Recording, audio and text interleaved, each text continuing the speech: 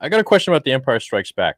I'm gonna jump right into the scene, the iconic scene, where Vader says, "I am your father," Right. and I want to know, when it came to editing that, and we see the Yeah. mattresses down here and everything that no one got to see in the film. What was your perspective on that scene in general? Was George sitting next to you when you were editing that, or was he No. just like, "Hey, just go for it," you know? No, I always work independently on my first cut. It's only when I present it that I start getting comments and notes and criticism. Right. But when I assemble a scene for the first time, I'm operating autonomously. Yeah. I mean, I can, you look at the dailies, you sort of understand the intent. Yeah. You have a script and you follow the script and you see what the shots are, and you can sort of understand that, this is meant for this and this is meant for that. And you have an image of the finished sequence. And, um,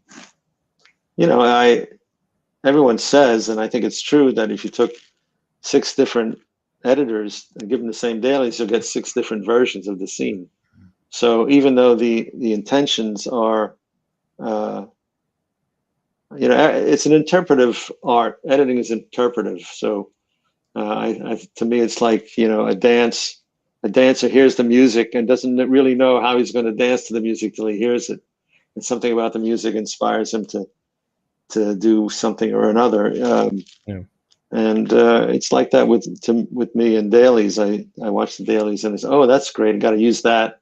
And you get an image in your mind, and you follow that. You follow your instinct about it. In this particular scene, there was a tremendous wind effect, if you recall, and they produced this by using enormous fans.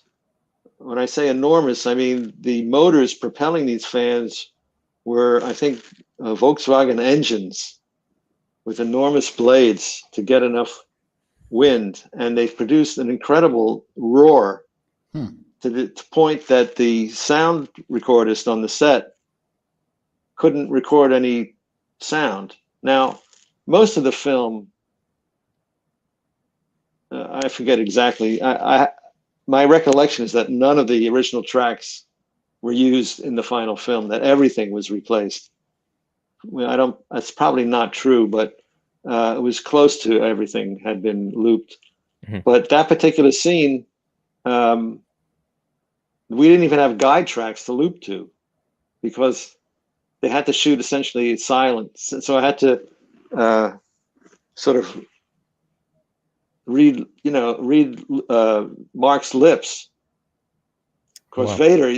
Vader, you can lay anything on, because he's wearing a mask. You don't have to worry too much about lip sync. Did you know that he said "I'm your father"? Or was that still kept a secret at that time, where he said Obi-Wan killed your father? That was still a secret. Oh wow! I think he said something like "Obi-Wan killed your father" or something. Yeah. I forget. Yeah. It's funny. I'm a little blurry on that, but it's interesting. Over the years, the fan base has built up, an interest in things that I really find sort of irrelevant, but I know they matter to a lot of people. Like, Greedo shooting first, or Han, or Yeah. I don't. Who cares? I don't know exactly. I mean, I thought we got it right in the first place, and yeah. I don't even remember how we did it, but I thought it was fine when we did it.